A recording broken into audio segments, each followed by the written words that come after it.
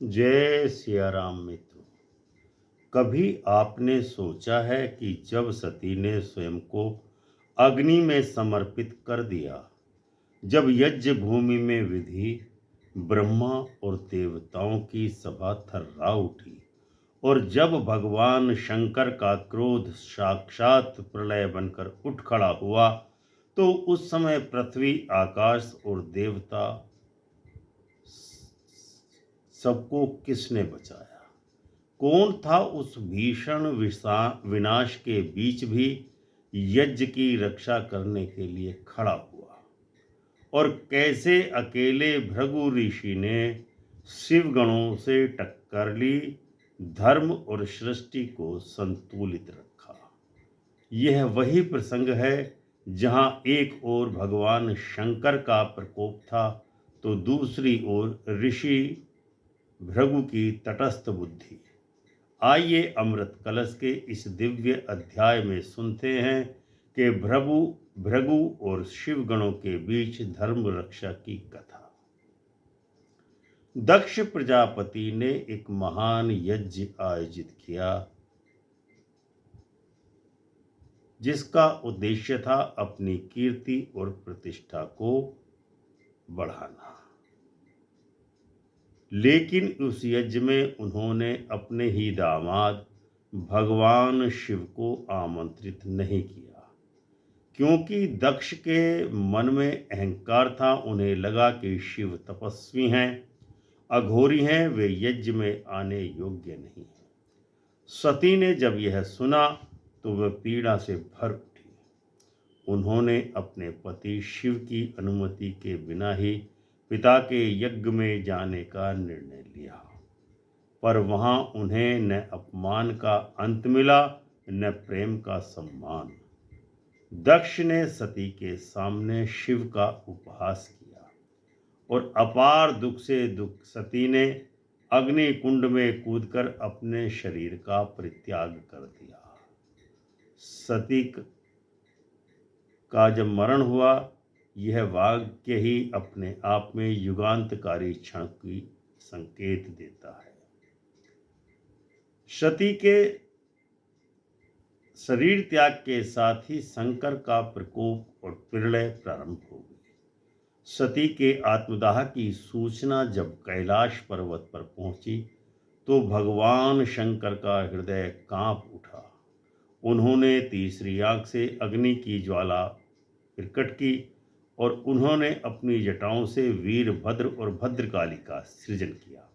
शिव ने कहा, जा वीरभद्र, उस यज्ञ को विध्वंस कर दो। जहां मेरे प्रेम की अवमानना हुई है, वहां यज्ञ की पूर्णता अधर्म होगी। शिवगणों की विशाल सेना नंदी, भृंगी, छंद, महाकाल, भूत, प्रेत और गण सभी यज्ञ भूमि की ओर चल पड़े। उनके कदमों से पृथ्वी डगमगाने लगी। देवता भयभीत हो उठे और दक्ष का महायज्ञ विनाश के कगार पर पहुंच गया। जब शिव गणों ने यज्ञ भूमि पर धावा बोला, तो वेद पाठ रुक गया, अग्नि कुंड बिखर गए, ब्राह्मण भागने लगे, देवताओं के रथ उलट गए और सब ओर हाहाकार मच गया। तभी वहां उपस्थित भृगु ऋषि ने देखा कि यह विध्वंस केवल एक यज्ञ का नहीं है, बल्कि सृष्टि के संतुलन का विनाश है। रामचरितमानस में तुलसीदास जी कहते हैं, सती मरनु सुई शंभुगण, लगे करन मख खीस, यज्ञ विध्वंस बिलो की प्रभु, रक्षा कीन्ह मुनीस। अर्थात जब सती के निधन के समाचार से शिवगण यज्ञ को नष्ट करने लगे, तब भृगु ऋषि ने यज्ञ की रक्षा की। भृगु का धर्म विनाश में भी संतुलन बनाना है। भृगु ऋषि यह समझते थे कि जहां अधर्म हो, वहां विनाश उचित है, पर जहां वेद और धर्म की जड़ हो, वहां संरक्षण भी आवश्यक है। वे जानते थे कि शिव का प्रकोप धर्मोन्मुख है, लेकिन साथ भी यह भी कि यज्ञ की अग्नि अगर पूरी तरह बुझ गई, तो संसार का कर्म चक्र रुक जाएगा। इसीलिए भृगु ऋषि ने अपने तेज से यज्ञ की लो को बचाया, वेद मंत्रों की ध्वनि को पुनर्जीवित किया और कहा, हे शंकर के गणों, तुम धर्म के रक्षक हो, धर्म के विध्वंसक नहीं। उनकी वाणी से शिवगण थम गए, क्योंकि भृगु कोई साधारण ऋषि नहीं थे, ब्रह्मा के मानस पुत्र थे और उनके वचन में स्वयं ब्रह्मा की शक्ति थी। भृगु की रक्षा का रहस्य क्या था? उन्होंने यज्ञ की रक्षा क्यों की? क्योंकि वे जानते थे सती का वियोग और शंकर का क्रोध यह भी सृष्टि की लीला है। शिव का प्रकोप केवल दंड मात्र नहीं था, वह एक शिक्षा भी थी। अहंकारी दक्ष के लिए, समस्त ब्रह्मांड के लिए तो भृगु ने कहा, प्रलय की भी एक मर्यादा होती है। अधर्म को दंड दो, पर धर्म की जड़ कभी मत काटो। यही कारण था कि उन्होंने यज्ञ की रक्षा की, पर दक्ष के गर्व को नहीं बचाया। शिवगण और भृगु का सामना कैसे हुआ? जब वीरभद्र और गणों ने यज्ञ मंडप को जलाना शुरू किया, तो भृगु ऋषि ने मंत्र बल से अग्नि को शांत किया।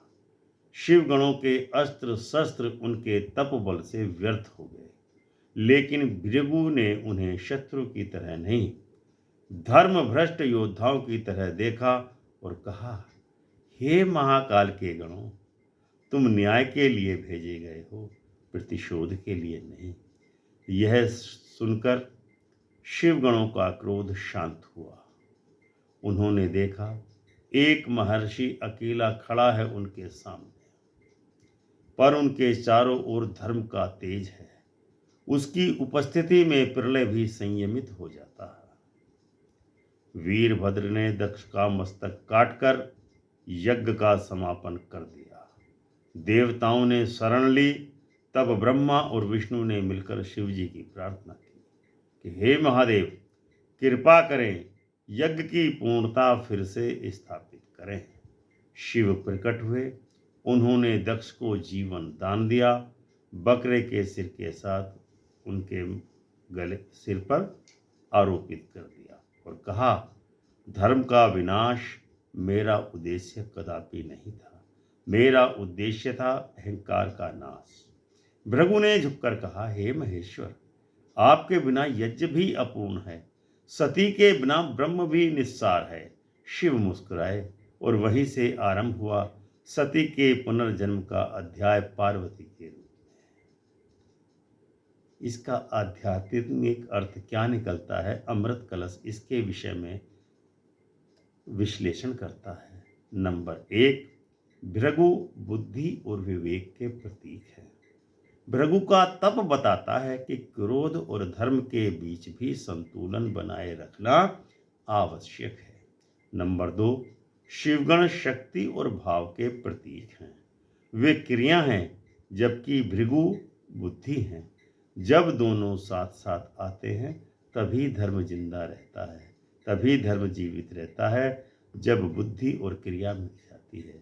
नंबर 3, यज्ञ सृष्टि का कर्म चक्र कहलाता है। यज्ञ की रक्षा इसीलिए आवश्यक थी क्योंकि वही जीवन की निरंतरता का प्रतीक है। नंबर 4, दक्ष अहंकार का प्रतीक है। जो अपनी स्थिति पर गर्व करता है वह अंततः उसी गर्व में जलकर समाप्त हो जाता है। कथा का मार्मिक संदेश क्या निकलता है? जब सती जली तब प्रेम की अग्नि में धर्म तप गया। जब शंकर क्रोधित हुए तो संसार भयभीत हुआ, और जब भृगु खड़े हुए तब विनाश में भी जीवन बचा। यही धर्म है। जहाँ विनाश में भी सृजन की रक्षा हो। भृगु ऋषि ने सिद्ध किया कि क्रोध से न्याय नहीं होता, न्याय होता है बुद्धि और विवेक से। न्याय तब होता है जब विवेक का उपयोग हो। शिव की कृपा और भृगु का संतुलन, यही वह द्वंद्व है जिससे सृष्टि चलती है। और अमृत कलश का सार है कि सती मरनु सुई शंभुगण लगे करन मख खीस यज्ञ विध्वंस बिलो की भृगु रक्षा कीनि मुनीस। अर्थात सती के देह त्याग का समाचार सुनते ही शिवगणों ने यज्ञ को नष्ट करना शुरू कर दिया। परंतु जब भृगु मुनि ने देखा कि धर्म का विध्वंस हो रहा है तो उन्होंने यज्ञ की रक्षा कर ली, क्योंकि वही सृष्टि की शांति का आधार था। तो दोस्तों, यही वह क्षण था जब प्रलय और सृजन आमने सामने खड़े थे। अगर भृगु ऋषि नहीं होते तो धर्म की अग्नि सदा के लिए बुझ जाती, और अगर शिवगण न होते तो अधर्म सदा जीवित रहता। इसीलिए याद रखिए, शिव का क्रोध और भृगु का विवेक दोनों साथ हों तभी सृष्टि का संचालन होता है। जहाँ केवल क्रोध है वहाँ विनाश है, जहाँ केवल विवेक है वहीं पर मुक्ति है। यही है अमृत कलश का संदेश कि धर्म वही जो विनाश में भी रक्षा करे और न्याय वही जो करुणा के साथ खड़ा रहे। तो दर्शकों, वीडियो आपको पसंद आया हो तो वीडियो को लाइक एवं शेयर अवश्य करें। चैनल को सब्सक्राइब करके बेल आइकन का बटन दबाकर ऑल का ऑप्शन अवश्य चुनें। मिलते हैं ऐसे ही किसी धार्मिक विषय पर पुनः दूसरे किसी वीडियो में। तब तक के लिए प्रेम से बोलिए जय सिया राम।